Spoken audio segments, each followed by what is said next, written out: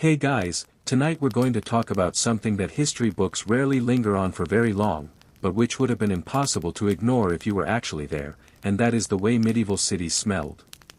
Not the poetic version. Not the candlelit, stone-arched fantasy city that looks clean in paintings. The real one. So before you get comfortable, take a moment to like the video and subscribe, but only if you genuinely enjoy these long, slow wanderings through the duller corners of history. And if you're awake enough, let me know in the comments where you're listening from and what time it is for you right now. It's always strangely comforting to see how far these quiet little stories travel while the rest of the world sleeps. Now, dim the lights, maybe turn on a fan or let some distant street noise drift in through a window, and let's ease gently into tonight's topic together. If you had stepped into a medieval city sometime around the 12th or 13th century, the first thing you would notice would not be the architecture, or the church towers, or the merchants shouting over one another in the market. It would be the smell. It would hit you immediately, like walking into a room where something has been left out too long, except there was no leaving this room, because the room was the city itself. The smell wasn't one single odor you could point to and name. It was a layered experience, a slow-burning assault on the senses made up of dozens of smaller smells all competing for your attention at the same time. There was the smell of people, for a start, and there were a lot of people. Medieval cities were crowded places, packed tightly inside walls that had been built for defense rather than comfort. Houses leaned into one another, streets were narrow, windows were small, and fresh air did not move quickly through these spaces. People bathed infrequently by modern standards, not always because they were lazy, but because clean water took time and effort to collect and heat, and soap was not cheap or always pleasant to use. The result was a constant background scent of unwashed bodies, wool clothing worn day after day, and leather shoes soaked with sweat and street water and whatever else happened to be underfoot. This smell wasn't shocking to the people who lived there. They had grown up with it. To them, it was simply the smell of being alive and surrounded by other humans.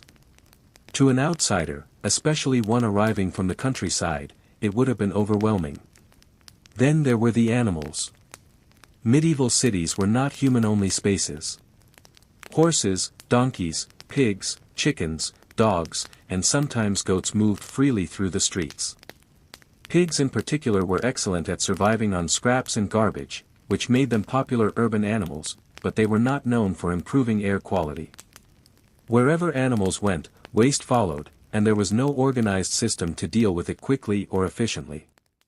Manure piled up along the edges of roads, mixed with mud and straw, and was occasionally shoveled away by someone who had been paid very little to do so.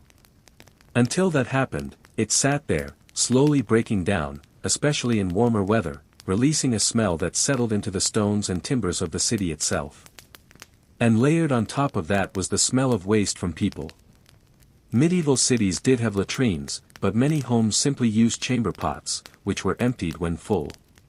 Sometimes they were emptied into cesspits. Sometimes into rivers. And sometimes, if we're being honest, directly into the street, often with a shouted warning that may or may not have been heard in time. Over time, human waste soaked into the ground, into the cracks between stones, and into the wooden foundations of buildings. Rain helped spread it around, but it did not wash it away completely. Instead, it turned streets into slow-moving rivers of filth, especially in low-lying areas. The smell of this was sharp, sour, and persistent, especially in summer, when heat accelerated everything unpleasant. Markets added their own contributions. Fresh meat hung in the open air, sometimes for hours, sometimes for days. Butchers worked in public view, cutting and cleaning carcasses, and the blood ran into gutters designed more for convenience than sanitation. Fishmongers sold their catch straight from barrels, and as the day wore on, the smell of fish grew stronger, heavier, and harder to ignore. Vegetables were less offensive, but they still contributed their own earthy scents, especially when they began to rot. Leaves, peels, and spoiled produce were tossed aside, trampled underfoot, and mixed into the general stew of the street. And then there were the craftsmen. Tanners worked with animal hides, soaking them in urine and other substances to soften and preserve the leather. Tanneries were some of the worst-smelling places in any medieval city, producing a stench so powerful that they were often pushed to the edges of town, downwind if possible. Still, their smell carried. Dyers boiled vats of plant matter, insects, and chemicals to produce colored cloth. Brewers fermented grain and yeast in open containers. Blacksmiths filled the air with smoke and hot metal. Bakers added the warm, comforting smell of bread, but even that could not fully overcome everything else. All of these smells mixed together, day after day, year after year, until the city developed what you might call a personality. Each city smelled slightly different depending on its industries, its size, its climate, and how seriously anyone took cleanliness, which was usually not very seriously at all. People adapted. The human nose is remarkably forgiving. What would be unbearable at first slowly faded into the background. Only new or especially strong smells stood out. A fresh corpse. A fire. A sudden rush of rot from a flooded cesspit. Those were noticed. Everything else became normal. Visitors, on the other hand, often wrote about the stench in their letters and diaries. They complained about it, exaggerated it, and used it as evidence that cities were unhealthy places, which, to be fair, they often were. Disease thrived in these conditions, though people did not yet understand the connection between filth and illness.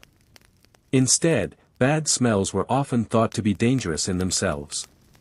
Many believed that disease traveled through foul air, known as miasma. To protect themselves, people carried herbs, flowers, or small bundles of scented plants, holding them to their noses as they walked through particularly offensive areas. Perfumes and incense were not about luxury as much as survival, or at least the feeling of it. Churches burned incense not just for spiritual reasons, but because it helped mask the smell of crowded congregations packed tightly together, sometimes standing for hours. Wealthier homes used scented candles and herbs to make indoor spaces more tolerable, though these were limited solutions at best. And yet, life went on. People fell in love, argued, worked, prayed, laughed, and slept in these cities. The smell was simply part of the environment, as ordinary as the sound of bells or the sight of stone walls. Children grew up knowing nothing else. At night, when activity slowed and fires died down, the smells shifted. Some faded. Others became more noticeable. Dampness rose from the ground. Rot lingered. Smoke clung to the air. The city breathed differently after dark, and those lying awake in narrow beds would have known these scents as intimately as their own thoughts. And as strange as it may sound, there was comfort in that familiarity. A clean, silent city might have felt unsettling, even wrong. Smell was proof of life, of people close by, of activity continuing just beyond the walls of your home. And so medieval cities smelled terrible, yes, but they also smelled alive, and to the people who lived there, that was enough. The longer you stayed in a medieval city, the more you began to notice that smells were not static things. They changed with the seasons, with the weather, and even with the time of day. What you smelled on a cold winter morning was very different from what greeted you on a humid summer afternoon, and the people who lived there learned to read these changes the way sailors read the sea. In winter, the air was heavier with smoke. Fires burned constantly in homes, workshops, and inns, fed by wood, charcoal, or whatever combustible material could be found. Chimneys were small and inefficient, and smoke often lingered at street level, clinging to walls and drifting through doorways. The smell of burning wood mixed with damp wool, wet leather, and the sour scent of people packed indoors for warmth. It wasn't pleasant, but it was familiar, and familiarity had a way of softening even the harshest edges. Summer, on the other hand, was when the city truly tested its inhabitants. Heat accelerated decay. Waste broke down faster. Rivers and streams that ran through cities slowed and warmed, turning into shallow channels of sludge that smelled worse with every passing day. Insects thrived. Flies gathered in black clouds around butcher stalls and refuse heaps, landing on food, faces, and anything else they could reach. People tried to manage this as best they could. Some cities passed rules about where waste could be dumped or how often streets should be cleaned, but enforcement was inconsistent at best. Many jobs related to cleaning were considered low status, and those tasked with removing waste worked at odd hours, often at night, hauling barrels of filth out of the city or dumping it into designated areas. By morning, much of the damage had already been done. Rain brought temporary relief. A heavy downpour could wash away surface grime and briefly freshen the air. But rain also stirred up everything that had been sitting quietly in the streets, turning dirt into mud and spreading smells rather than eliminating them. After the rain stopped, the city steamed gently under the sun, releasing odors with renewed enthusiasm. Even within the same city, different neighborhoods smelled different. Wealthier areas, with larger homes and private courtyards, tended to be slightly more tolerable. They had better access to water, fewer animals roaming freely, and sometimes private latrines that were maintained more carefully. Poorer districts were denser, louder, and more aromatic, with people living closer together and sharing fewer resources. Near the city gates, the smell of travelers and animals coming and going mixed with dust and sweat. Near rivers, there was always a damp, fishy undertone. Near industrial areas, the air carried sharp, chemical notes that stung the nose and lingered on clothing long after you had left. Clothing itself became a carrier of smell. Wool absorbed everything. Once a garment picked up the scent of smoke, sweat, or waste, it held on to it stubbornly. Washing clothes was labor-intensive, requiring water, soap, and time, so it wasn't done as often as we might expect. People grew accustomed to wearing smells the way we wear colors, rarely thinking about them unless something was unusually bad. Homes were not immune.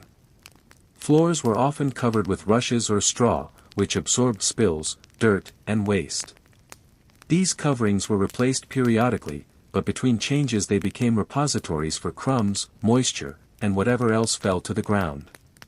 Over time, they developed a smell all their own, one that blended into the background of daily life. Bedrooms smelled of bodies and breath and old fabric. Kitchens smelled of grease, smoke, and boiled vegetables. Storage rooms smelled of grain, damp wood, and mice. None of this was remarkable. It was simply how things were. People used what tools they had to cope. Herbs like rosemary, lavender, and mint were hung in homes or tucked into clothing. Flowers were scattered on floors during festivals, not just for decoration but to improve the atmosphere, at least briefly. Some people chewed spices or carried small pouches of fragrant material, lifting them to their noses when passing through particularly offensive areas. Bathhouses existed in some cities, offering a chance to wash both body and clothing, but they were not accessible to everyone, and their popularity rose and fell with changing attitudes toward cleanliness and morality. Even so, bathing was never enough to eliminate the city's smells entirely. At best, it provided a short-lived sense of relief. Travelers sometimes described medieval cities as overwhelming, but it's important to remember that the countryside had its own smells. Farms were full of animals, manure, and decaying plant matter. The difference was one of concentration. Cities compressed everything into smaller spaces, intensifying what was already part of everyday life. Over time, people stopped noticing most of it. The human brain is good at filtering out constant stimuli. Only when something changed did it register. A new industry moved in. A cesspit overflowed. A fire broke out. A large group of animals passed through. These events punctured the background haze and reminded everyone just how much was usually being ignored. Smell also played a role in social perception. Certain occupations were associated with certain scents, and those scents followed people wherever they went. Tanners, fishmongers, and waste collectors were often identified, and sometimes avoided, because of how they smelled. Cleanliness became linked to status, even if the actual differences were small. Religious rituals sometimes incorporated scent as a contrast to everyday life. Incense, oils, and perfumed water created pockets of controlled, pleasant smell that stood out sharply against the rest of the city. These moments may have felt like stepping into another world, one where the air itself was gentler. At night, when the streets emptied and doors closed, the city settled into a quieter, more concentrated version of itself. Without the movement of people and animals, smells seemed to hang in place. Damp stone, cooling ash, and lingering rot created an atmosphere that many must have found oddly soothing simply because it was familiar. And as people lay in their beds, listening to distant footsteps or the occasional shout, breathing in the layered air of their city, they did not think of it as unbearable. It was home. It was normal. It was the smell of life continuing around them while they rested. In that way, smell became part of memory. A person leaving the city for the countryside might find the open air strange and empty at first, just as someone returning would recognize home long before seeing the walls, guided by nothing more than their nose. And slowly, day after day, generation after generation, medieval cities carried on, fragrant in ways their inhabitants rarely questioned, breathing out the quiet, unromantic truth of everyday history. Over long periods of time, these smells became woven into the rhythm of life so completely that people began to associate them with safety and routine rather than discomfort. A familiar stench meant nothing unexpected had happened. The tannery was still working. The market was still open. The animals were still alive and moving. In a strange way, the absence of smell could be more alarming than its presence. If a street suddenly smelled clean, something was wrong. A fire might have burned everything away. A flood might have swept through. A sickness might have emptied homes and workshops. Clean air could be a sign of danger, of abandonment, of death. And so people learned to read the city scent like a map, full of signals that told them whether the world was behaving as it should. Children growing up in these cities formed their earliest memories surrounded by these scents. The smell of their mother's clothing, heavy with smoke and wool. The smell of bread baking somewhere nearby. The sour tang of the street outside their door. These smells were part of learning where you belonged. Long before they could read signs or recognize landmarks, children could follow their noses home. Merchants, too, relied on smell. A shipment of grain that smelled wrong might be moldy. Meat that smelled too sweet was dangerous. Fish that no longer smelled like fish was a risk best avoided. In a world without modern preservation, smell was one of the most important tools for survival. People trusted it, even when it sometimes failed them. The medical understanding of the time placed enormous importance on air quality, even if the reasoning behind it was flawed. Bad smells were thought to cause illness, while good smells were believed to promote health. Physicians advised patients to avoid foul air, to open windows when possible, and to surround themselves with pleasant scents. These recommendations were followed unevenly, but they show how deeply smell influenced how people understood their bodies and their environment. During times of plague, smell took on a more fearful role. The air itself was suspect. People burned fires in the streets, scattered herbs, and carried nosegays in an attempt to purify what they breathed.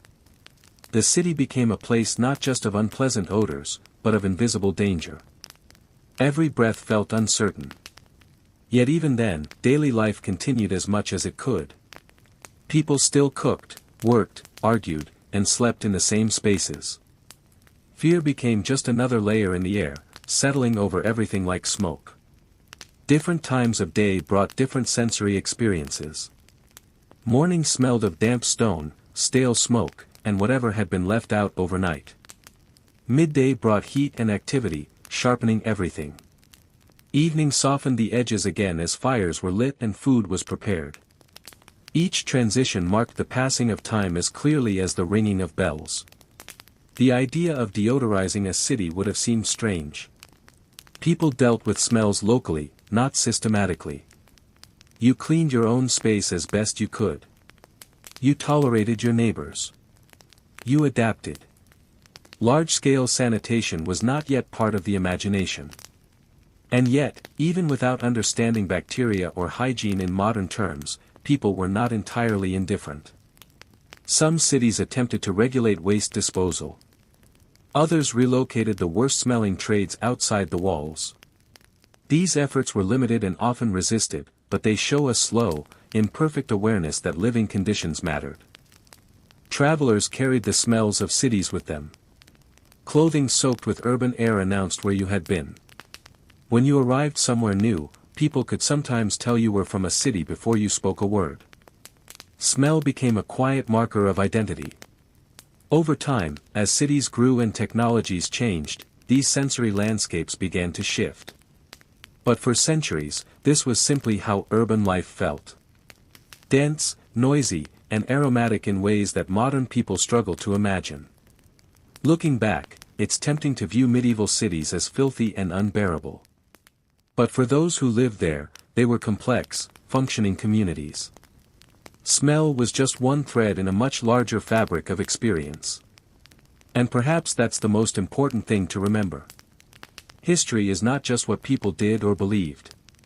It's also what they smelled, what they heard, what they felt under their feet as they walked through their days. So as you lie there listening, breathing the air around you, think of those medieval streets not as distant, disgusting places, but as living environments shaped by human habits and limits. They were imperfect. They were uncomfortable. But they were home. As centuries passed, people rarely paused to question these conditions in any organized way. Life was already full of uncertainty.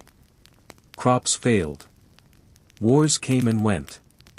Disease appeared without warning. Against those larger threats, the smell of the street was a small, predictable problem, something you could rely on being there tomorrow. When someone left the city for a pilgrimage, a trade journey, or military service, they often remarked later on how strange clean air felt at first. Open fields smelled empty. Forests smelled sharp and alive in a different way. Some found it refreshing. Others found it unsettling. Silence and fresh air could feel lonely after years of constant sensory input.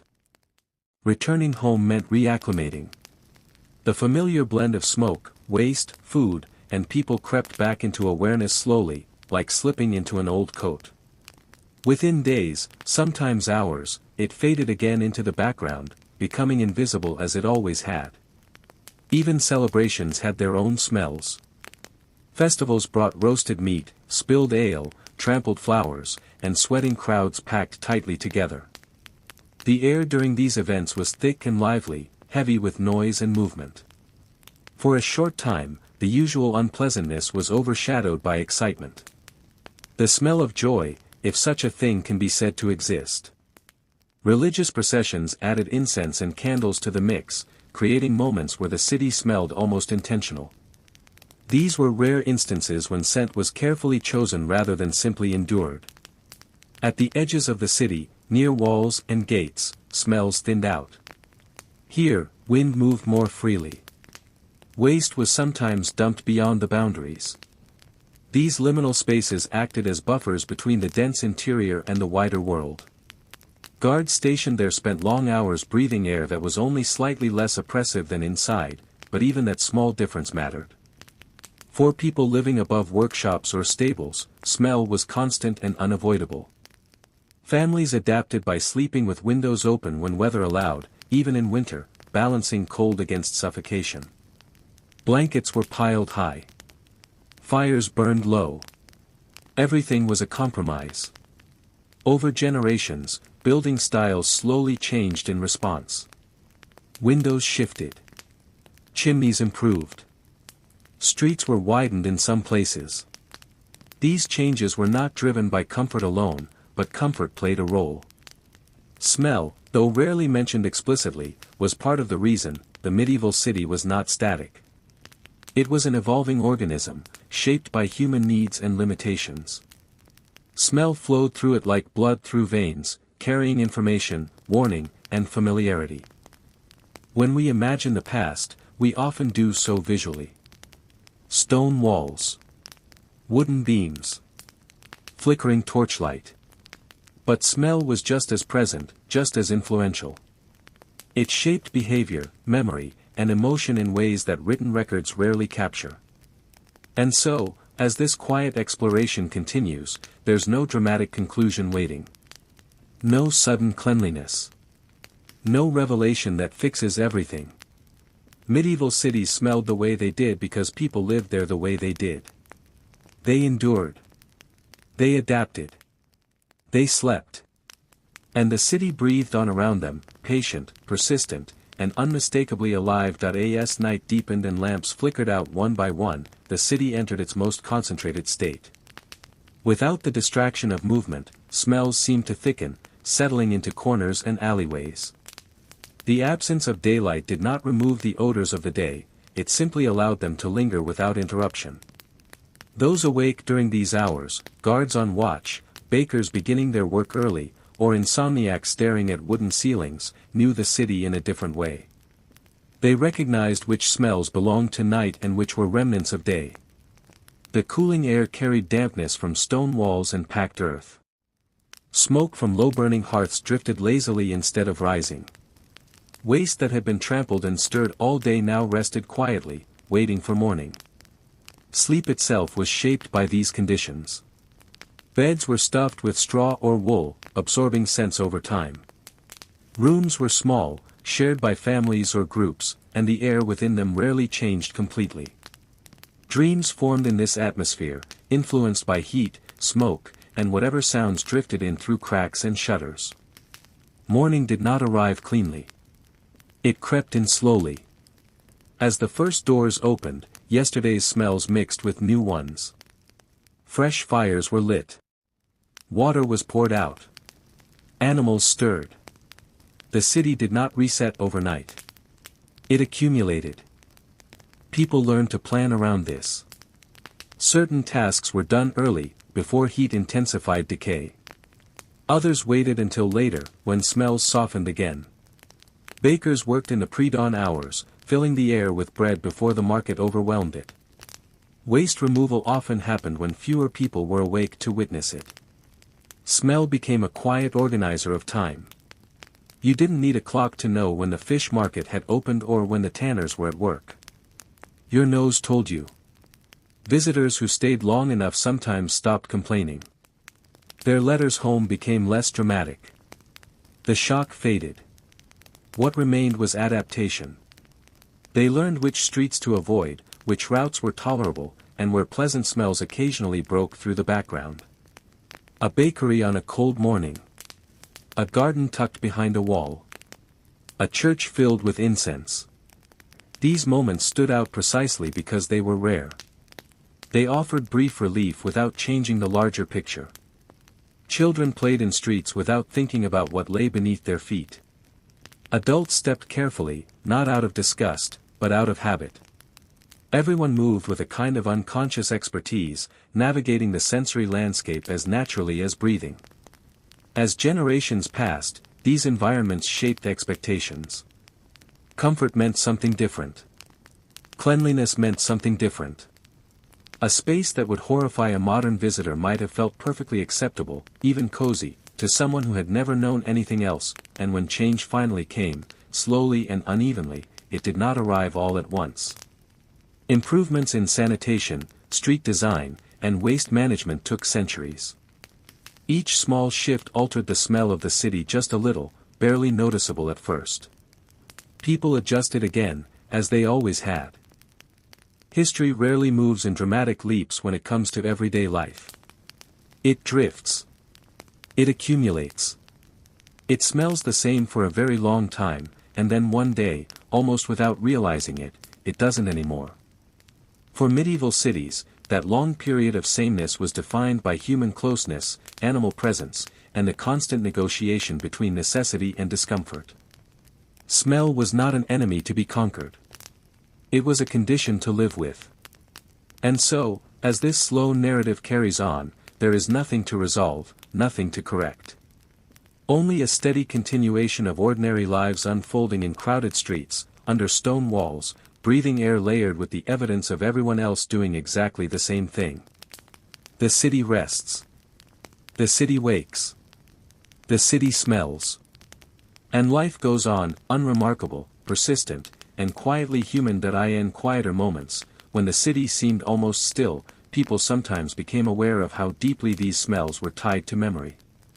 A whiff of damp wool might remind someone of childhood winters. The sharp tang of smoke could bring back long evenings spent near a hearth, listening to older voices speak slowly and without urgency.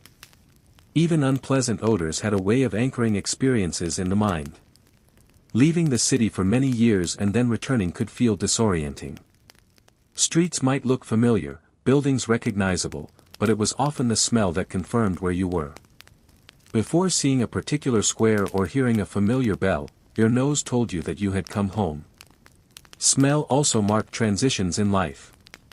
Births, illnesses, deaths, and funerals all had their own associated atmospheres. Rooms were aired out or closed off. Herbs were burned. Candles were lit. These actions were as much about controlling scent as they were about ritual. They created boundaries between ordinary time and significant moments. In times of hardship, such as famine or siege, the city's smell changed again. Food odors faded. Waste lingered longer. The air felt heavier, quieter, more tense. These changes were noticed immediately, even if no one spoke about them openly. People learned to associate certain smells with safety. Cooking meant warmth and nourishment.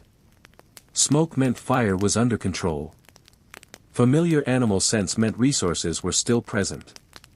Absence was more frightening than presence. The medieval city was never silent, never truly clean, and never neutral. It pressed itself onto the senses constantly. But humans are adaptable creatures. They normalized what surrounded them and focused their attention elsewhere, on work, faith, relationships, and survival. And so, night after night, people slept in rooms filled with layered air, breathing slowly, unaware of how unusual it would seem to those centuries later. They dreamed ordinary dreams. They woke to ordinary days. History continued, not as a series of dramatic events, but as a long stretch of lived experience, scented by smoke, stone, animals, and people simply existing together. Over time, the constant presence of smell shaped how people described the world around them. Language borrowed from scent even when talking about things that had nothing to do with the nose. Something suspicious was said to smell wrong. A good opportunity was sweet. Trouble had a stink about it. These phrases made sense in a world where smell was an everyday guide rather than a background detail. Apprentices learned their trades partly through scent. A brewer knew when a batch was ready by how it smelled. A baker could tell if dough had risen properly without looking at it. A butcher judged freshness by instinct as much as by sight. Skill was not just something you saw or measured. It was something you sensed. Homes developed their own identities through smell. Each household carried a slightly different blend depending on what was cooked, how often fires burned, and how many people lived inside. Visiting someone meant stepping into their atmosphere, their private version of the city's larger scent. Marriage meant adjusting to a new combination of smells. Shared living meant shared air. Over time, these differences faded, replaced by something familiar and joint, something that simply became how things are now. Seasonal changes altered everything again. In spring, melting snow and rain stirred up months of accumulated waste. The city smelled newly unpleasant, as if waking reluctantly. Summer intensified everything. Autumn brought cooler air and the smell of harvested grain and dying leaves. Winter buried many odors under cold and smoke, dulling them without removing them. People rarely thought of this as suffering. It was inconvenience at most. Complaints focused more on hunger, cold, or danger. Smell was constant, and constant things tend to disappear from conscious thought.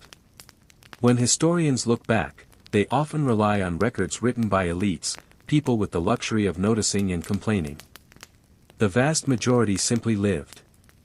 They adapted without commentary. Their experience survives not in words, but in the way cities were built, used, and slowly changed. And so the medieval city carried on, breathing out the evidence of daily life. People moved through it half-aware, guided by habit and necessity, their senses quietly doing the work of survival while their minds focused elsewhere. As you listen now, perhaps your own surroundings feel still by comparison. The air around you likely changes little from hour to hour. Cleanliness is expected. Silence is possible. These differences feel normal only because they are familiar. For medieval people, their world felt just as normal. They slept. They woke. They lived. And the city, smelling as it always had, lived with them. In moments of rest, when work paused and conversation drifted, people sometimes became aware of how little choice they had in these matters. You could not opt out of the city's air. You could not close yourself off completely from your neighbors. Living close together meant sharing everything, including what everyone breathed. Privacy, in the modern sense, barely existed. Windows were small, often shuttered rather than glazed, and opening them was a calculated decision. Fresh air might come in, but so would noise, smoke, and whatever activity happened to be passing below. Closing them trapped heat and scent inside. Either way, compromise ruled. Over years, lungs adapted. Noses adapted. Expectations adapted. People rarely imagined a world where cities smelled different. When they did imagine better places, they often imagined them quieter, safer, or more orderly, not necessarily cleaner. Pilgrims returning from distant lands sometimes spoke of foreign cities with different smells. Spices in the east. Sea air in port towns. Resin and pine in forest regions. These descriptions sounded exotic, not superior. Difference was interesting, not aspirational. Smell also played a role in fear. Fires announced themselves first through smoke. Rot warned of hidden danger. Gas from decaying matter could cause dizziness or panic. People learned to react quickly, not because they understood chemistry, but because experience taught them to. Night watchmen, walking familiar routes, relied on smell as much as sight. Something out of place in the air could signal trouble before any sound did. Their work was slow, repetitive, and often uneventful, punctuated by brief moments of alertness triggered by the senses. Even animals responded to these environments. Dogs navigated streets confidently. Horses hesitated in certain areas. Rats thrived where food waste was abundant. Humans noticed these patterns and adjusted accordingly, often without conscious thought. Time passed quietly like this. Days blurred into weeks. Weeks into years. The city changed slowly, almost imperceptibly, while its people grew older within it. Children who once played barefoot in alleys became adults who stepped carefully out of habit rather than awareness. Elders remembered how things used to smell, not because they were better or worse, but because memory clings to the senses more tightly than to facts. And through it all, the city remained. Stone absorbed scent. Wood held it. Fabric carried it from place to place. Even when buildings were torn down and rebuilt, traces lingered, invisible but present. History often focuses on moments of change, but most of life happens in between. It happens in repetition, in routine, in the slow acceptance of conditions that cannot be altered easily. So the medieval city continued to exist as it always had, filled with human presence, animal life, smoke, waste, food, and warmth. It was imperfect. It was crowded. It was alive. And for those who belonged to it, it was simply the world. In the end, no one woke up one morning and decided that the city smelled the way it did. There was no single choice, no moment where someone said yes to this and no to something better. It emerged slowly, from thousands of ordinary decisions made for practical reasons. Where to dump waste? Where to keep animals? How close to build the next house? What to burn for heat? Each choice made sense on its own. Together, they created the atmosphere everyone lived inside. People understood this intuitively, even if they never said it out loud. Complaining too much about smell would have been like complaining about gravity. It was there, it shaped your movements, and you learned to live with it. When visitors from the countryside arrived, they often covered their noses at first. City dwellers noticed, sometimes amused, sometimes offended. Give it a few days, they'd say. You won't notice it soon enough. And they were usually right. Smell had a way of humbling everyone equally. Wealth could soften its edges but never remove it entirely. Even the richest homes relied on the same streets, the same water sources, the same air. Status changed how you lived, not what you breathed. There were moments, rare and fleeting, when the city smelled almost pleasant. Early mornings after rain. Quiet winter nights with fresh snow. A bakery firing its ovens before dawn. These moments stood out not because they were expected, but because they were exceptions. They reminded people that the air could be different, even if only briefly. And then the day moved on, and everything returned to normal. As generations passed, the medieval city quietly prepared the ground for change. Not through grand plans, but through small adjustments. A gutter added here. A trade moved there. A rule enforced once in a while. None of it dramatic. All of it cumulative. Centuries later, people would look back and marvel at how anyone could live like that. They would imagine constant discomfort, endless suffering, an unbearable assault on the senses. What they would miss is how adaptable humans are, how quickly the extraordinary becomes ordinary when it is all you have ever known. For the people who lived there, the city was not a curiosity or a lesson.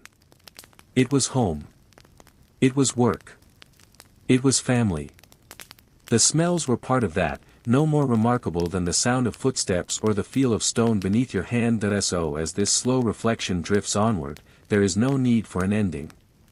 Medieval cities did not resolve themselves neatly. They changed slowly, unevenly, almost accidentally. And for a very long time, they smelled exactly the way they did, day after day, night after night, filled with people who adapted, endured, and slept beneath wooden roofs and stone walls, breathing air shaped by everyone around them. The city waited. The city breathed. The city continued. Even as the streets filled again with the morning crowd, the city never truly reset. Yesterday's odors mingled with today's, building layer upon layer, a living history written in smell. Mud from the previous rain stuck to shoes and wagon wheels, carrying the essence of one day into the next. Smoke lingered from the hearts of homes that had burned low through the night, mingling with the faintly sour tang of old bread left to dry in corners. Every surface, every nook, every open doorway carried a story, if one had the patience to notice. Children, as they ran through narrow alleys, trampled over the accumulated debris of days past, adding new notes to the city's chorus. Chickens clucked and scratched for scraps, pigs rooted in refuse, and dogs padded along the stones with quiet confidence, all contributing without thought to the ever-changing tapestry of smells. Each animal, each person, each discarded object left its mark, a silent signature that could be read only by those accustomed to the rhythm of life in close quarters. Even commerce left its scent. Markets were bustling centers of activity, and each stall contributed something unique. Fishmongers had barrels of their catch, which by mid-morning had become pungent, their salty aroma mingling with the earthiness of spilled grain from the miller's cart. Bakers wafted sweetness through streets already thick with the scents of sweat, smoke, and animal life. Herb sellers offered relief, their bundles of rosemary, thyme, and lavender providing pockets of fragrant calm amid chaos. People moved with awareness, unconsciously navigating these layers. Mothers held their children closer when passing particularly pungent areas. Merchants chose routes that minimized exposure to offensive odors for themselves and their customers. Visitors learned quickly that discretion, both in movement and in speech, was a necessary survival skill. Yet, for all the challenges, the city thrived. Smell became a form of communication. A sudden spike in a foul odor could signal trouble, a collapsed latrine, a spill, an illness spreading among animals.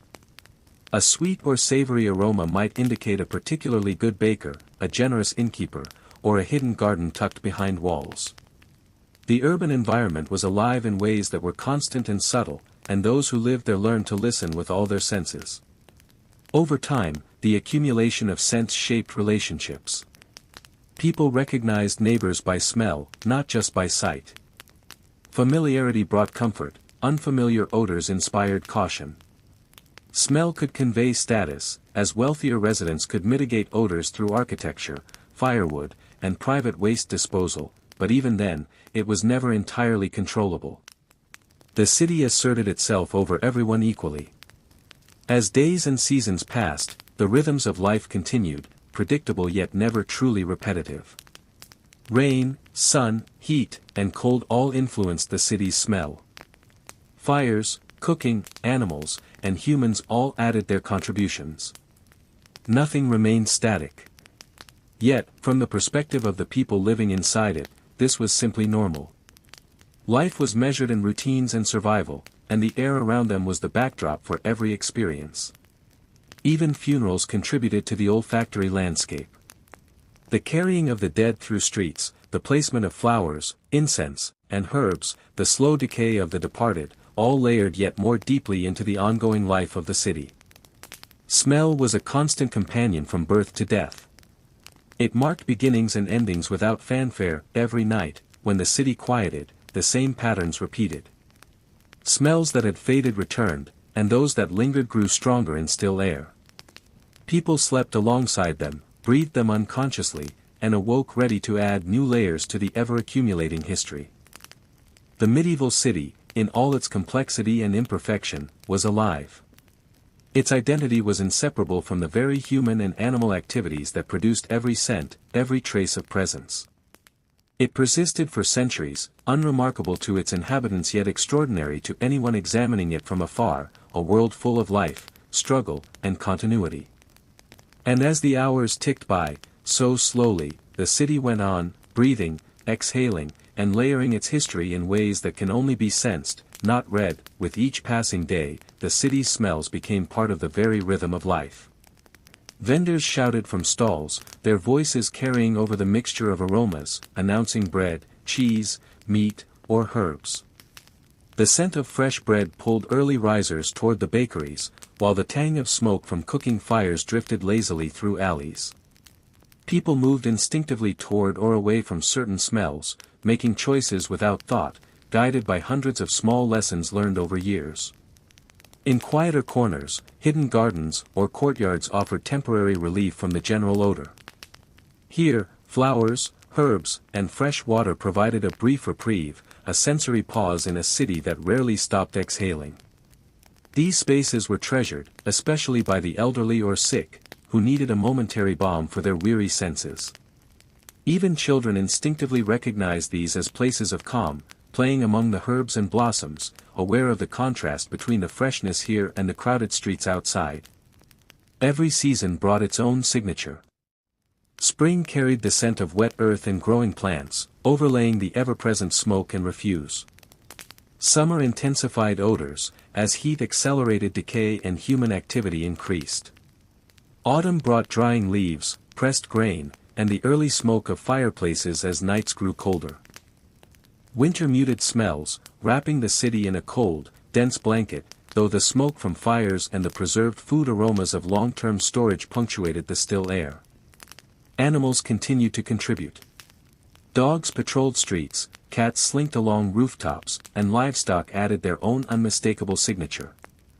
Even the insects had a role, feeding on decay and occasionally being themselves consumed by humans or other animals. The city's living systems were interwoven, and every breath carried the echo of its interconnections. Trades and occupations layered even more complexity onto the olfactory landscape. Tanners produced pungent leather that clung to clothing. Brewers filled streets with the sweet and yeasty smell of fermenting beer. Blacksmiths, though less aromatic, added metallic tangs that hung near their forges. Each profession was tied to its distinct sensory signature, which people learned to navigate daily. For travelers and newcomers, the city could be overwhelming. First exposure often led to disorientation or even mild sickness from the intensity. But adaptation was swift.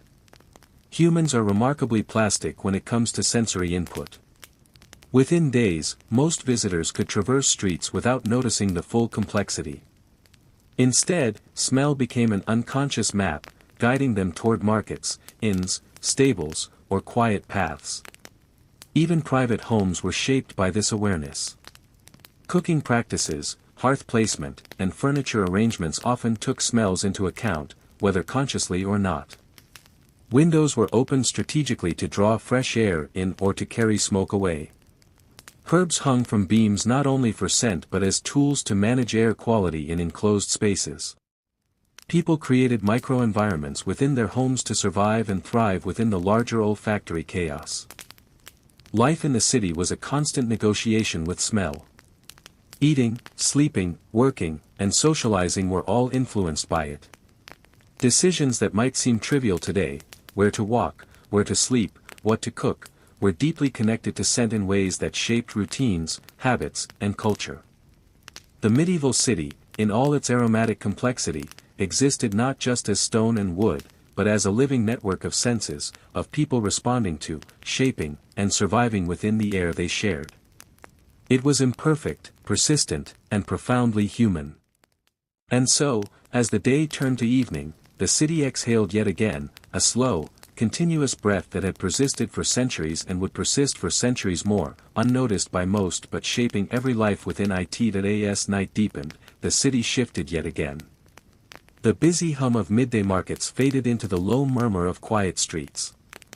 Fires burned in homes and taverns, casting flickering light that reflected off stone and wood, and the air thickened with the lingering smells of cooking, sweat, and smoke.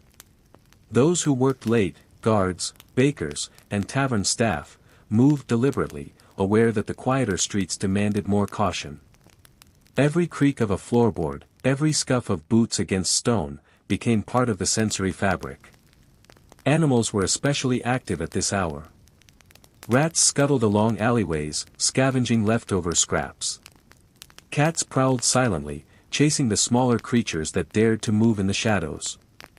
Dogs, if allowed outside, patrolled for their owners, their noses leading them along the familiar paths and warning of intruders.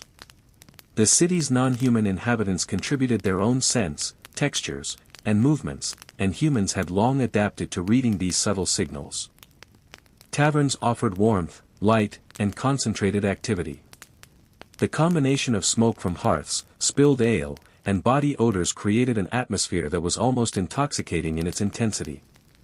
Patrons moved from table to table, shouting greetings or threats, laughing, or plotting, all while the smell of cooking meat, burning embers, and spilled liquor wrapped around them. Here, as in the rest of the city, smell was a language, conveying mood, status, and sometimes warning. Even the act of sleeping carried its olfactory challenges. Beds made of straw, shared blankets, and close quarters ensured that each household member contributed to the ambient scent. Nighttime smells could shift subtly, the cooling of fires, damp air from open windows, or a sudden gust carrying odors from the street. For those unaccustomed, this could be overwhelming; for the residents, it was simply life. Midnight brought a strange calm.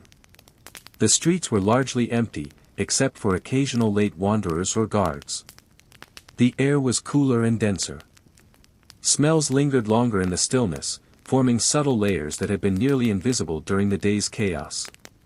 Anyone awake at this hour became acutely aware of the city as a living, breathing entity. It sent a kind of map, its silence punctuated by distant noises that carried farther than in daytime. Seasonal changes continued to assert themselves in subtle but powerful ways. Spring rains mingled with streets full of detritus, giving off a sharp, earthy smell. Summer heat intensified odors from both refuse and cooking. Autumn brought the sweetness of drying leaves and harvested grains, though this was overlaid with smoke and the smell of wet stone. Winter dulled some odors but made smoke, coal, and cooking aromas more prominent in closed, crowded spaces. Even the smallest sensory details mattered. A baker placing loaves near a window might unintentionally draw the scent of fresh bread into the street, attracting customers. A tanner working in a back alley could unintentionally warn travelers or neighbors of their presence long before they were seen. A butcher disposing of scraps influenced not just the immediate smell but patterns of rats, dogs, and other scavengers, altering life across several blocks. The rhythm of the city was cyclical. Each day repeated variations on a theme, and humans, animals, and the environment coexisted within that pattern. Adaptation was key. Residents quickly distinguished between normal, acceptable odors and those signaling something dangerous or unusual. They were constantly reading, predicting, and reacting, often without conscious thought. In this way, smell became more than mere background, it was an essential component of survival. It helped regulate behavior, inform decisions, and enforce social hierarchies. Wealthier households could shield themselves from the harshest realities of the urban atmosphere, but everyone lived within its pervasive presence. Even festivals, markets, and celebrations could not escape it. The scent of roasted meats, spices, smoke, and human activity intermingled, creating a temporary symphony of smells that was both overwhelming and joyful. People learned to navigate these crowded, aromatic spaces, using smell as guidance, warning, and comfort all at once. Life continued, hour by hour, season by season, century by century, in a dense, olfactory tapestry that was as integral to medieval cities as stone, wood, and human presence. Residents endured, adapted, and lived fully within these conditions, carrying with them the sensory memory of their streets, alleys, and homes. By the first light of dawn, the city began to stir again. The sounds were subtle at first, the clatter of a wagon wheel on uneven stones, the faint creak of shutters opening, a dog barking in the distance. Smells followed closely, rising from hearths and kitchens that had been lit for early risers. Smoke curled lazily into the morning air, mingling with damp stone and the earthy scent of streets softened by overnight moisture. Merchants appeared at their stalls, arranging produce, fish, and meats, their goods releasing aromas meant to entice customers. Bakers brought out trays of bread, the scent sweet and warm, cutting through the heavier odors of night. But the city's smells were never so simple. Underneath the inviting fragrances lay the persistent tang of waste, of animals, and of people who had been living, sleeping, and working through the night. Children, now awake, ran barefoot or in simple shoes through narrow alleys, their presence stirring dust, mud, and the faint traces of yesterday's activity. The scent of their play mingled with that of cooking and the morning air, forming layers of familiarity that residents learned to read instinctively. Tradespeople moved with precision, guided in part by smell. Brewers knew when their beer had fermented correctly. Tanners could detect slight changes in hides. Butchers judged freshness not by sight alone, but by the smell of meat and the tang of blood. Smell was an unspoken guide to skill, a tool honed over years of experience. Street cleaning tasks were quietly carried out, though rarely enough to alter the city's overall aroma. Waste was removed, spilled grain swept into piles, and animals were herded or fed. The smells of decay and life coexisted, layered, persistent, shaping the rhythm of human movement through the streets. As mid-morning approached, the city's social dynamics became entwined with its olfactory landscape. A pleasant smell could draw customers, mark a prosperous household, or signal safe passage through a crowded street. An unpleasant or unusual odor could warn of danger, a fire, spoiled food, or disease spreading nearby. People learned to respond without question, instinctively interpreting the sensory map around them. By midday, the city was fully awake. The heat amplified all smells. Food cooked in open hearths, mingling with the sweat of laborers and the animals that shared their spaces. Markets buzzed with activity, each stall adding its signature scent to the complex air. Children ran errands, street performers attracted crowds, and the air became dense with the evidence of life continuing, moment by moment. Even the night's cooler, fresher air that lingered briefly at dawn was now largely gone, replaced by the constant swirl of human activity. The residents moved with familiarity, reading the city by smell as much as by sight, navigating its alleys, buildings, and open spaces with an intuitive understanding passed down through experience. As afternoon approached, the smells shifted subtly again. Cooking intensified as families prepared meals. Smoke from fires thickened, blending with sweat, dust, and the faint decay of organic matter.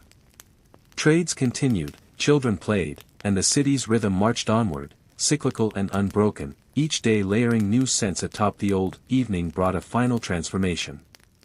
Shadows lengthened. Fires burned low or high depending on the household. The smell of cooked meals drifted out of kitchens, while taverns prepared for patrons seeking warmth, drink, and conversation. Animals returned to stables or coops, their presence adding to the urban aroma. Humans adjusted to the fading light, their movements slower but just as attuned to the persistent layering of smell. Nightfall returned, completing the cycle. The city exhaled again, thick with the evidence of life, decay, labor, leisure, and survival. Smells settled in corners, rose in the streets, and clung to fabrics, stone, and wood. Life slowed, yet continued. Residents slept, unaware but present in the living environment they had adapted to completely.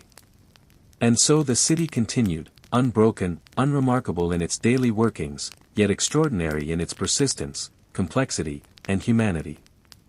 Breath by breath, day by day, year by year, life went on within this dense, olfactory web that shaped human experience in ways that sight, sound, or writing alone could never capture. As midnight approached once more, the city shifted into its nocturnal rhythm. Streets emptied almost entirely, leaving only guards, late-shift workers, and a few wanderers guided by moonlight and memory. The smells thickened in the absence of daytime wind and human bustle. Fires smoldered low in kitchens, releasing faint wisps of smoke.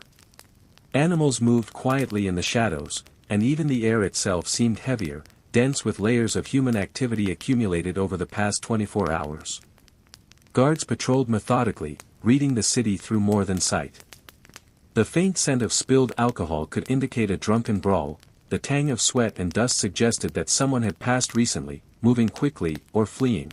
The acrid smell of smoke could warn of a small fire before flames were visible. Their senses, honed through repetition, allowed them to navigate the city safely even in darkness. Taverns that remained open became focal points for the night. Patrons huddled over mugs, their bodies close together in the warmth of fire and drink, exhaling smoke, sweat, and stories into the shared air. The mixture of food aromas, ale, and human presence created an almost tangible atmosphere, dense, complex, and alive. Conversation, laughter, and occasional shouts punctuated the sensory backdrop, adding to the city's nocturnal identity. Within homes, residents slept under straw-filled mattresses, thick blankets, or simple furs. The smells of cooking from earlier in the day lingered, mixing with sweat, smoke, and the unique scents of each household. Sleep was rarely deep, noises carried far, and scents served as subtle alarms. Damp wood might signal rain, smoke from a neighbor's hearth could indicate a brewing fire, and the faint rot of old refuse reminded inhabitants to be cautious. Even at night, the city was alive with adaptation. Animals sought shelter but moved occasionally, leaving their mark. Rats scuttled in alleyways, drawn by food scraps. Cats prowled rooftops silently, hunting or patrolling. The city's non-human population contributed as much to its smellscape as humans did, reinforcing the continuous presence of life. Seasons added layers of complexity to this nightscape. Spring brought the earthy smell of wet soil, mingling with smoke and human activity. Summer nights intensified odors, with warmth accelerating decomposition and the activity of insects and animals. Autumn carried the scent of drying leaves and stored grain, while winter muted many smells but highlighted smoke and cooking odors in enclosed spaces. Even funerals and religious ceremonies played a part. The scent of incense, herbs, and candles marked these events as exceptional, overlaying the usual city smells with layers of ritual and solemnity. Births and illness, too, added their subtle traces, often confined within homes but detectable by neighbors or passers-by. Residents had learned to read this complex tapestry instinctively. Smells indicated danger, opportunity, comfort, or caution. They shaped movement, decision-making, and social interaction. A familiar scent could reassure, an unexpected one could alert to trouble. Survival was entwined with perception, and smell was an inseparable guide. The city, in all its persistent aroma, continued its slow, unbroken rhythm. Days merged into nights, months into years, centuries into memory. And through it all, people adapted, endured, and lived fully within the dense, layered, and unmistakably human environment around them. And so, the cycle continued: life, smell, movement, adaptation, survival, hour by hour, day by day, year by year, in the ever-living medieval city. As midnight approached once more, the city shifted into its nocturnal rhythm. Streets emptied almost entirely, leaving only guards, late-shift workers, and a few wanderers guided by moonlight and memory. The smells thickened in the absence of daytime wind and human bustle. Fires smoldered low in kitchens, releasing faint wisps of smoke. Animals moved quietly in the shadows, and even the air itself seemed heavier, dense with layers of human activity accumulated over the past 24 hours. Guards patrolled methodically, reading the city through more than sight. The faint scent of spilled alcohol could indicate a drunken brawl, the tang of sweat and dust suggested that someone had passed recently, moving quickly or fleeing. The acrid smell of smoke could warn of a small fire before flames were visible. Their senses, honed through repetition, allowed them to navigate the city safely even in darkness. Taverns that remained open became focal points for the night. Patrons huddled over mugs, their bodies close together in the warmth of fire and drink, exhaling smoke, sweat, and stories into the shared air. The mixture of food aromas, ale, and human presence created an almost tangible atmosphere, dense, complex, and alive. Conversation, laughter, and occasional shouts punctuated the sensory backdrop, adding to the city's nocturnal identity. Within homes, residents slept under straw-filled mattresses, thick blankets, or simple furs. The smells of cooking from earlier in the day lingered, mixing with sweat, smoke, and the unique sense of each household. Sleep was rarely deep, noises carried far, and scents served as subtle alarms. Damp wood might signal rain, smoke from a neighbor's hearth could indicate a brewing fire, and the faint rot of old refuse reminded inhabitants to be cautious. Even at night, the city was alive with adaptation. Animals sought shelter but moved occasionally, leaving their mark. Rats scuttled in alleyways, drawn by food scraps. Cats prowled rooftops silently, hunting or patrolling. The city's non-human population contributed as much to its smellscape as humans did, reinforcing the continuous presence of life. Seasons added layers of complexity to this nightscape. Spring brought the earthy smell of wet soil, mingling with smoke and human activity. Summer nights intensified odors, with warmth accelerating decomposition and the activity of insects and animals. Autumn carried the scent of drying leaves and stored grain, while winter muted many smells but highlighted smoke and cooking odors in enclosed spaces. Even funerals and religious ceremonies played a part. The scent of incense, herbs, and candles marked these events as exceptional, overlaying the usual city smells with layers of ritual and solemnity. Births and illness, too, added their subtle traces, often confined within homes but detectable by neighbors or passers-by. Residents had learned to read this complex tapestry instinctively. Smells indicated danger, opportunity, comfort, or caution. They shaped movement, decision-making, and social interaction. A familiar scent could reassure, an unexpected one could alert to trouble. Survival was entwined with perception, and smell was an inseparable guide. The city, in all its persistent aroma, continued its slow, unbroken rhythm.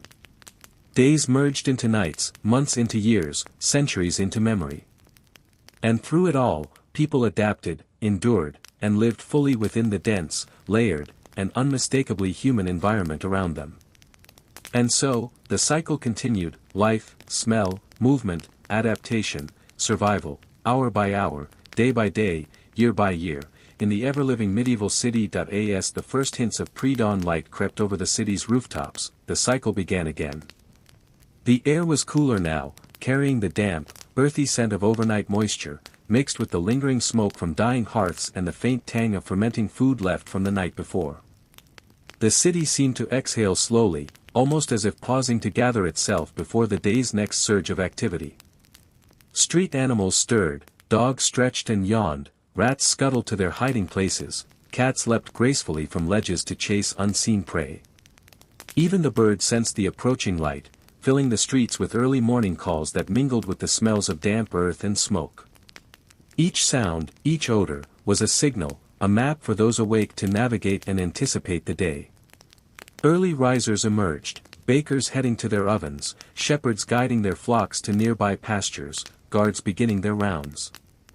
Smoke spiraled upward from chimney tops, mingling with the moisture-heavy air. The scent of bread and roasting meats began to cut through the night's dampness, drawing some of the city's inhabitants toward the promise of warmth and nourishment. By mid-morning, the streets filled with life again.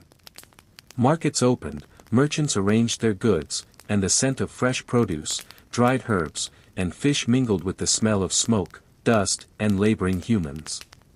Children ran errands, fetching bread or eggs, their movements stirring dust, mud, and faint odors from the previous day. Residents navigated the crowded streets instinctively, reading the city through both smell and sight. Tradespeople returned to their work, guided by scent as much as by skill. Brewers could tell if fermentation had progressed correctly, tanners could judge hides by smell alone, blacksmiths could detect problems in their forge by the faint metallic tang in the air. Each profession added its distinct contribution to the city's aromatic tapestry, and each resident moved in response to these invisible signals. By noon, the city's rhythm reached a peak. The sun heated stone and wood, intensifying every odor. Cooking fires boiled over with meat and stew, street animals mingled freely with humans, and merchants shouted over one another, their voices carried by the thick, fragrant air.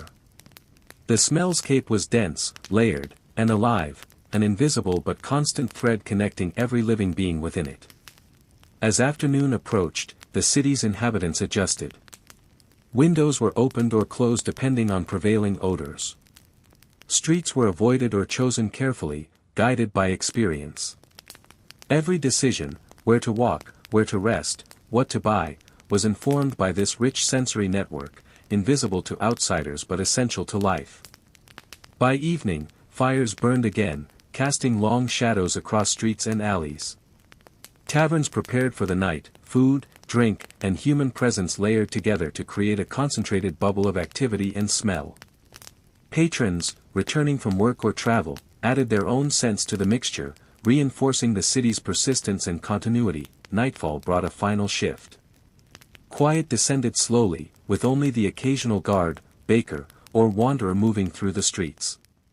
The air thickened with the remnants of the day, smoke, cooking, animals, and humans all blending together.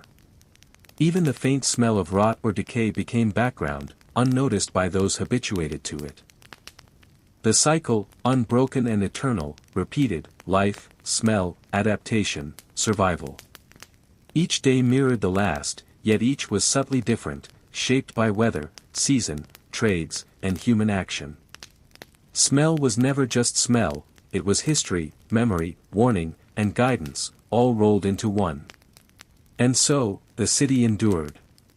Breath by breath, day by day, year by year, life continued within its dense, aromatic network, shaping and being shaped by the humans and animals who called it home. As the first light of a new day touched the city again, the smells shifted subtly.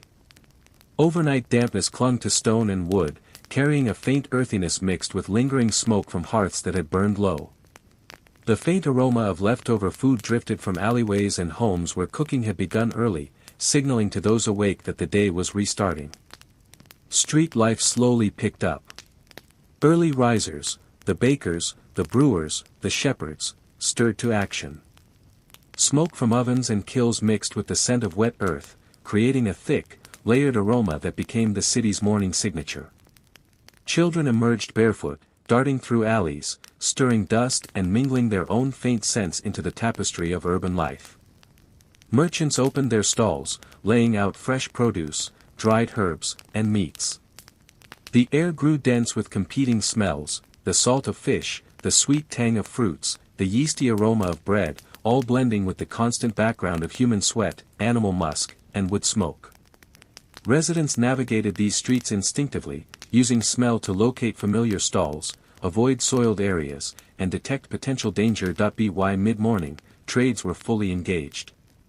Blacksmiths worked their forges, producing a metallic tang that layered over the earthy and culinary scents.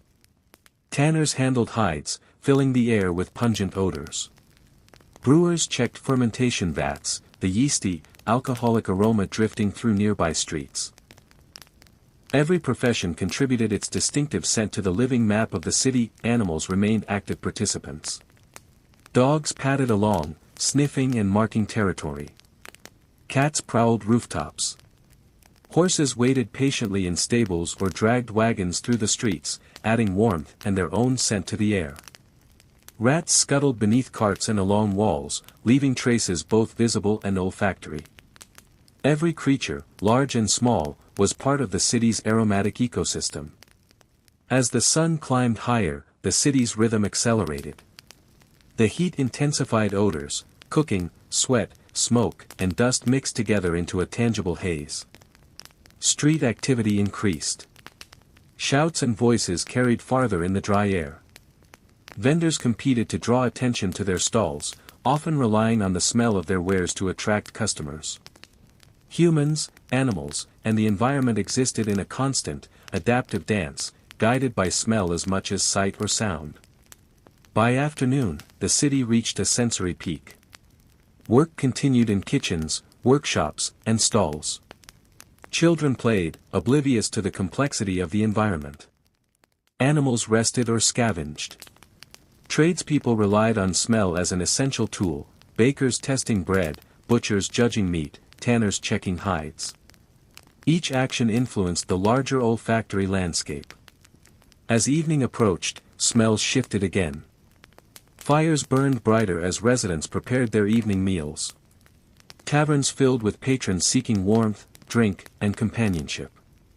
The combined smells of cooking, smoke, sweat, and spilled ale created a thick, almost tangible atmosphere.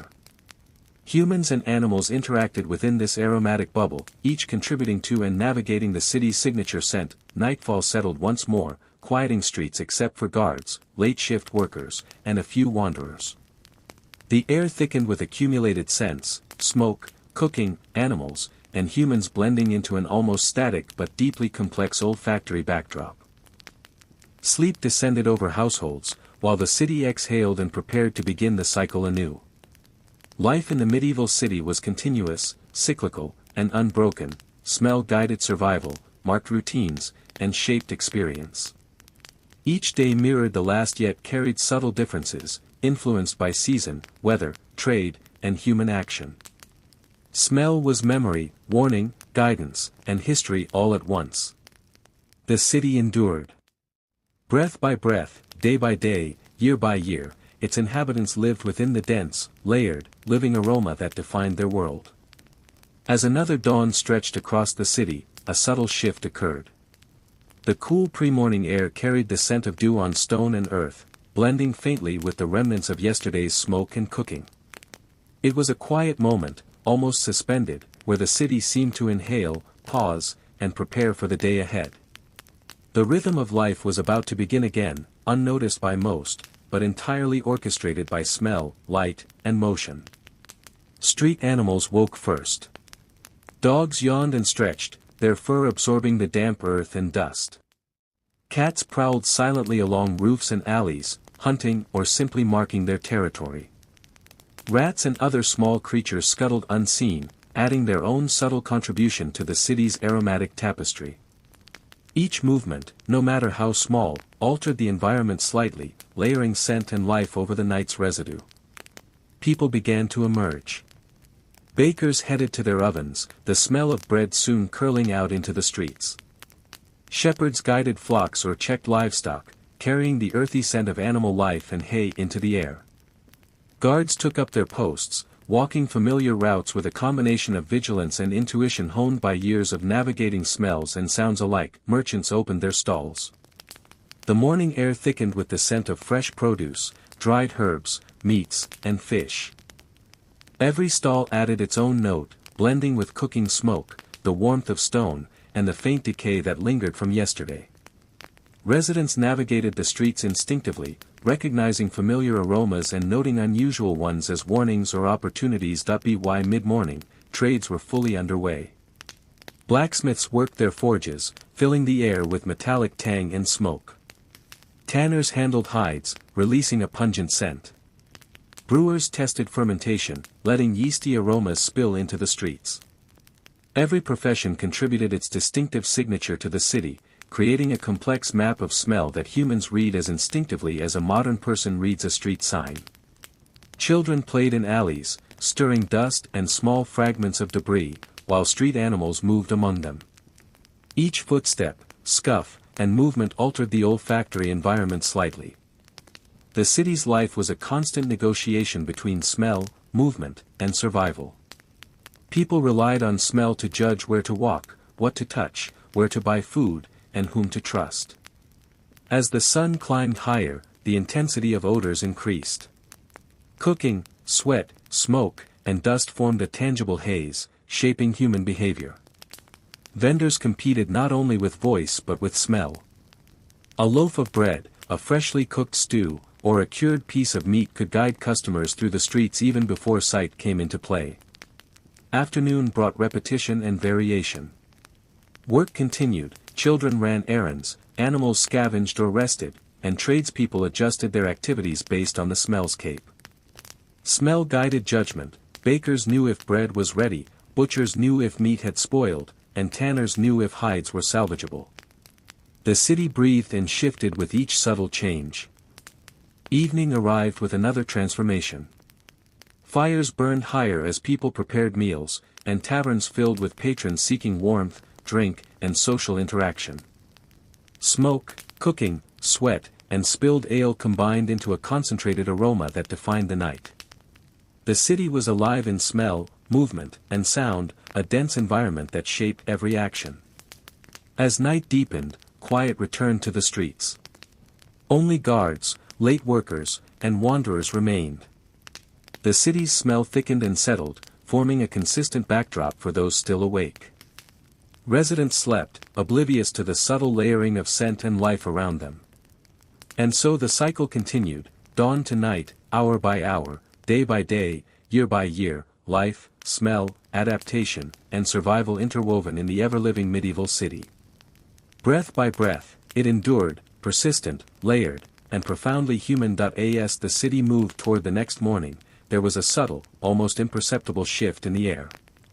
The damp chill of night lingered in the shadows, carrying the faint scent of wet stone, straw, and smoke from the last embers of hearth fires. Above, rooftops glistened with dew, and alleys held pockets of fog that clung to the lingering aromas of life from the day before. The city was alive in anticipation, ready to begin its endless cycle again. Early risers stirred first. Bakers tended ovens, the warm, yeasty smell of bread soon rising into the streets, mixing with the earthy scent of damp cobblestone. Shepherds guided flocks or checked their animals, adding the familiar scent of hay and livestock. Guards began their rounds, alert to subtle changes, the unusual smell of smoke, the faint trace of spilled alcohol, or the sharp, metallic tang that might hint at trouble. Merchants slowly opened their stalls. Fresh produce, dried herbs, fish, and meat contributed to a symphony of smells that stretched through every alley. The morning air was heavy with overlapping aromas, yet each resident could pick out individual notes, the sweetness of apples, the sharpness of onions, the briny tang of fish. Children ran barefoot, stirring dust and mingling their energy and scents into the ever-evolving olfactory landscape. By mid-morning, trades had fully engaged. Blacksmiths hammered metal, releasing the tang of heated iron. Tanners processed hides, filling the air with a pungent mix that warned the wary to keep their distance. Brewers checked their fermenting vats, the yeasty, slightly sour aroma spilling into the streets. Each profession layered its distinctive signature, creating a living map of smell that every city resident read instinctively. Animals played their part. Dogs padded through the streets, sniffing and marking territory. Cats prowled rooftops and alleys, hunting small prey. Rats scuttled unseen, collecting scraps and leaving traces. Horses pulled carts or waited in stables, their scent mingling with humans, smoke, and cooked food. Every movement, every exhalation contributed to the city's dense, aromatic rhythm. As the sun rose higher, the city's olfactory intensity peaked. Cooking, sweat, smoke, and dust formed a tangible haze that guided movement and behavior. Markets were bustling, vendors relied on the smell of their goods to attract buyers. People navigated by scent as much as sight, recognizing familiar aromas and noticing anomalies that signaled opportunity or danger. Afternoon brought a rhythm of work and play. Kitchens simmered, tradespeople labored, children played, and animals foraged or rested. Smells shifted and layered continuously, a dynamic environment that defined the day. Residents adapted seamlessly, responding to the city's ever-changing sensory map. As evening approached, fires burned in kitchens and hearths. Taverns filled with patrons, their bodies, sweat, and drink combining to create a rich, concentrated atmosphere. Cooking aromas mingled with smoke and the residual smells of daily activity, forming a complex tapestry that defined nightlife. By midnight, streets quieted. Only guards, late workers, and wanderers remained. The city's smells settled, thickening in the cool air, smoke, cooking, animal musk, and human activity lingering together. Even in rest, the city's life continued in subtle forms. And so the cycle persisted, endlessly.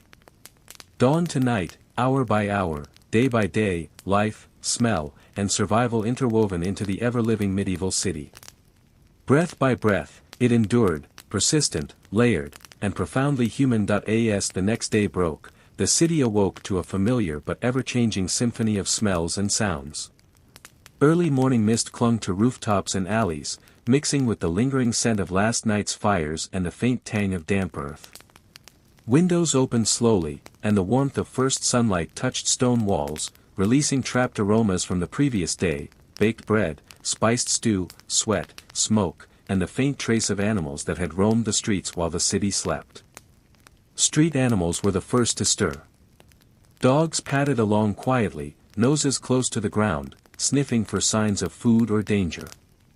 Cats slinked across rooftops and alleyways, alert for movement and subtly marking their territories. Birds called overhead, carrying their scent of feathers and droppings.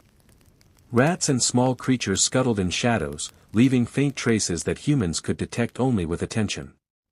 Each living being contributed to the city's dense, layered aroma, forming a map that residents read instinctively.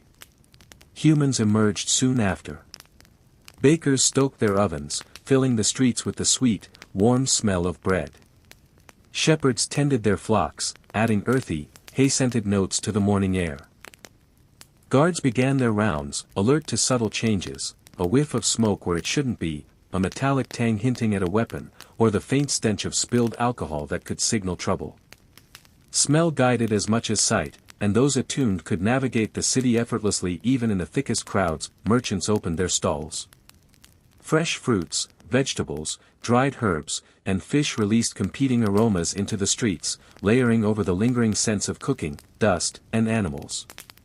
Children darted between legs, stirring dust and mixing their own presence into the sensory map. By mid-morning, trades were fully engaged. Blacksmiths hammered metal, filling the air with the tang of heated iron; tanners processed hides, releasing pungent odors that warned the cautious to keep their distance; brewers tested vats, letting yeasty smells escape into the streets. The city's daily rhythm was punctuated by smells. Cooking fires thickened the air with the aroma of meats and stews. Sweat mingled with dust, smoke, and food.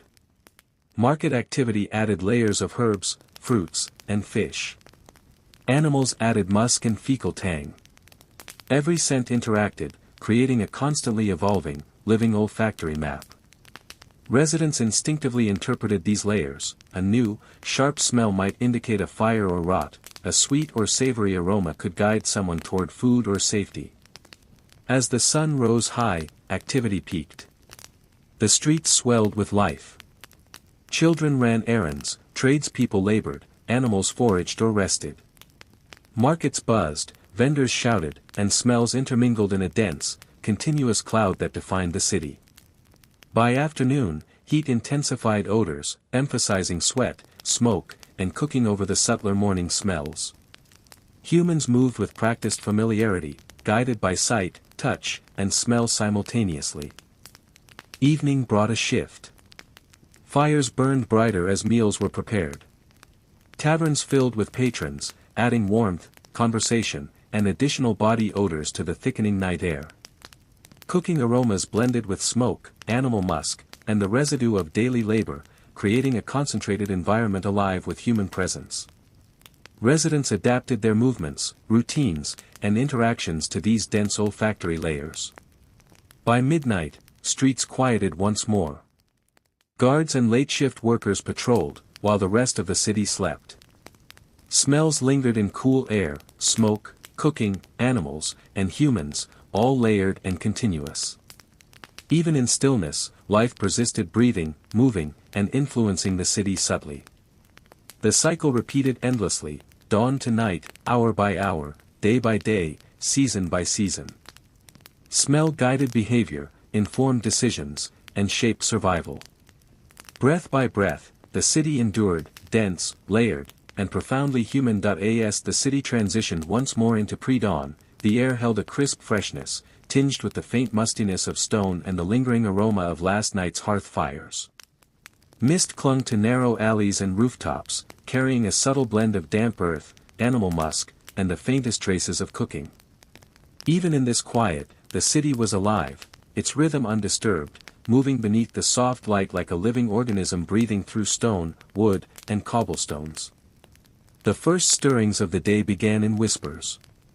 Bakers tended ovens, coaxing warmth and the smell of bread into the streets. Shepherds checked flocks, adding an earthy, hay-scented note to the morning air. Guards began their rounds, alert to the subtle shifts in smell and movement, the metallic tang of a recently forged weapon, the faint odor of spilled alcohol hinting at overnight revelry, or the subtle acrid trace of smoke signaling potential danger. Merchants set up their stalls with fresh fruits, vegetables, herbs, and fish. The air filled with competing aromas, the sweetness of apples, the tang of citrus, the sharpness of onions, and the briny scent of fish, all layered over the city's lingering nocturnal smells. Children ran barefoot through streets, stirring dust and mixing their own presence into the olfactory landscape. By mid-morning, trades were in full swing. Blacksmiths hammered hot iron, filling the air with a metallic tang. Tanners processed hides, releasing a pungent smell that warned the cautious. Brewers monitored fermentation, allowing yeasty, slightly sour aromas to escape into the streets. Each trade contributed its distinct olfactory signature, creating a complex sensory map residents read instinctively. The day's rhythm was punctuated by scent. Cooking fires thickened the air with meaty, smoky aromas. Sweat mingled with dust, smoke, and food. Market activity layered in herbs, fruits, and fish, while animals added musk and faintly pungent notes. Every smell interacted, creating a living, evolving olfactory map. Residents navigated this environment instinctively. A sharp new smell might indicate danger or decay, a savory scent could guide someone to nourishment or warmth. As the sun climbed higher, activity peaked. Streets swelled with life, children ran errands, tradespeople labored, animals foraged or rested. Markets thrummed with voices, movements, and smells blending into a dense, living cloud. Afternoon heat intensified odors, emphasizing sweat, smoke, and cooking. Humans, animals, and the environment existed in constant interaction, each movement slightly altering the layered scentscape. Evening brought transformation. Fires burned brighter, meals were prepared, and taverns filled with patrons. The mixture of body odors, alcohol, smoke, and cooking aromas created a concentrated sensory bubble. Humans and animals moved within this environment, adapting instinctively to its intensity. By midnight, streets quieted again. Only guards, late-shift workers, and wanderers remained. The cool night air settled over the city, carrying lingering smoke, cooking smells, animal musk, and human presence. Even in rest, life persisted. Breath by breath, hour by hour, the city continued its endless cycle.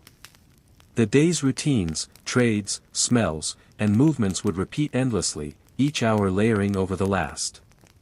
The city endured, persistent, layered, and profoundly human. Smell guided behavior, marked time, and shaped survival in ways that were invisible but essential. With the approach of another dawn, the city held its breath. Light seeped slowly between rooftops, touching the damp cobblestones and rooftops, carrying with it the smell of wet stone, lingering smoke from the night's hearths, and the faint tang of cooking food preparing for the day ahead. Even in this quiet, life was moving, invisible to most eyes but present in every corner, every alleyway, every rooftop. Street animals stirred first. Dogs stretched and padded along familiar routes, noses close to the ground, following trails left overnight. Cats slinked across rooftops and alleys, hunting or marking their territory. Rats and other small creatures scuttled unseen, leaving subtle traces in the olfactory landscape. Birds heralded the morning with soft calls, adding their faint scent of feathers and droppings to the layered aroma. Every creature contributed to the living map of the city, subtle but essential. Humans emerged gradually. Bakers tended their ovens, filling streets with the sweet, warm smell of freshly baked bread. Shepherds guided flocks and inspected livestock, adding earthy hay-scented notes. Guards began their patrols, attuned to changes in scent, smoke, metallic tangs, spilled alcohol, interpreting the city's shifts like a living text. Smell guided action as much as sight. Merchants opened stalls. Fruits, vegetables, herbs, and fish released competing aromas into the streets. Children darted barefoot, stirring dust and mixing their own presence into the city's sensory tapestry. Mid-morning brought trades into full swing, blacksmiths hammered iron, filling the air with metallic tang, tanners processed hides, releasing strong odors, brewers monitored vats, letting yeasty smells escape into the street. The city's olfactory map was constantly evolving. Cooking fires added smoky, meaty aromas, sweat mingled with dust, market scents layered over these with sweetness, brine, and spice. Animals contributed musk and subtle odors. Residents interpreted all these cues instinctively, moving through the city with knowledge guided by scent as much as sight or hearing. As the sun climbed, activity peaked. Streets filled with merchants, children, tradespeople, and animals. Heat intensified odors, sweat, smoke, cooking, all interacting in a dense, living cloud. Afternoon routines continued, trades and markets thriving, meals prepared, animals fed. Every hour added a new layer to the city's ever-shifting olfactory environment. Evening brought another transformation. Fires burned brightly, taverns filled, and body heat mixed with alcohol, smoke, and cooking aromas. Conversations, laughter, and movement added life to the dense air. Humans and animals adapted to the intensity of scent and sound, moving and interacting with seamless instinct. By midnight, quiet returned to the streets. Guards patrolled, a few late workers lingered, and animals settled into hidden corners. Cool night air thickened with the smells of smoke, cooking, human presence, and animals. Even in rest, life persisted. The cycle continued, dawn to night, hour by hour, day by day, smells, routines, trades, and movement intertwined in a living, breathing city. Breath by breath, life endured, complex, layered, and profoundly human. As the city stirred once again, the faint pink glow of dawn began to stretch across the rooftops, touching the stone and timber with soft light. Dew clung to the streets, carrying the lingering sense of night, smoke from dying hearths, damp earth, animal musk, and the faint trace of yesterday's cooking. Even in this quiet moment, the city's pulse was evident, a slow, steady rhythm of life ready to begin anew. The early risers were the first to move. Bakers tended their ovens, coaxing warm, fragrant bread into the streets. Shepherds guided flocks, filling the air with the earthy smell of hay and livestock. Guards began their patrols, alert to subtle changes in smell, smoke in an unusual place, metallic tang in the air, or the faint sourness of spilled alcohol signaling overnight revelry. Each sensory cue was a guide, interpreted instinctively by those who knew the city well. Merchants slowly opened their stalls. Fruits, vegetables, herbs, and fish mingled in the streets, creating layers of aroma over the city's nighttime residue. Children ran errands barefoot, stirring dust, mixing their energy and scent into the street's complex olfactory fabric. By mid-morning, the trades were in full swing. Blacksmiths hammered iron, producing metallic tang and smoke. Tanners worked hides, releasing pungent odors. Brewers monitored vats, letting yeasty smells escape into the streets. Each trade added its own distinct scent to the city's evolving aroma, creating a map that residents navigated as naturally as we read signs today. As the sun rose, the city's activity peaked. Streets filled with vendors, tradespeople, children, and animals. Heat intensified the smells, cooking, sweat, smoke, and dust mingled in dense, living clouds. People moved through it with practiced instinct, reading the subtle cues in scent to guide their choices and decisions. Afternoon brought its own rhythm.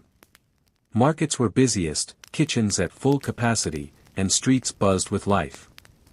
Every smell interacted with another: meaty stews, fresh produce, animals, dust, and smoke layered together, creating a living sensory environment. Animals scavenged, rested, and patrolled the streets, each movement subtly altering the olfactory map. Evening shifted the atmosphere again. Fires burned higher, taverns filled with patrons, and the mixture of body odors, alcohol, and cooking created a thick, concentrated air. Humans and animals adapted seamlessly to the intensity of smells, heat, and activity. By midnight, quiet returned. Guards walked empty streets, few late workers remained, and the city exhaled its accumulated scents into the cool night air. Smoke, cooking residue, human presence, and animal musk lingered, subtle yet pervasive. Even in rest, the city breathed, alive in layers of scent, movement, and memory. And so the cycle persisted, dawn to night, hour by hour, day by day, smells, trades, meals, and human interactions interwoven into a living, breathing medieval city. Breath by breath, it endured, persistent, complex, and profoundly human. As the city stirred once again, the faint pink glow of dawn began to stretch across the rooftops, touching the stone and timber with soft light. Dew clung to the streets, carrying the lingering sense of night, smoke from dying hearths, damp earth, animal musk, and the faint trace of yesterday's cooking. Even in this quiet moment, the city's pulse was evident, a slow, steady rhythm of life ready to begin anew. The early risers were the first to move. Bakers tended their ovens, coaxing warm, fragrant bread into the streets. Shepherds guided flocks, filling the air with the earthy smell of hay and livestock. Guards began their patrols, alert to subtle changes in smell, smoke in an unusual place, metallic tang in the air, or the faint sourness of spilled alcohol signaling overnight revelry. Each sensory cue was a guide, interpreted instinctively by those who knew the city well. Merchants slowly opened their stalls. Fruits, vegetables, herbs, and fish mingled in the streets, creating layers of aroma over the city's nighttime residue.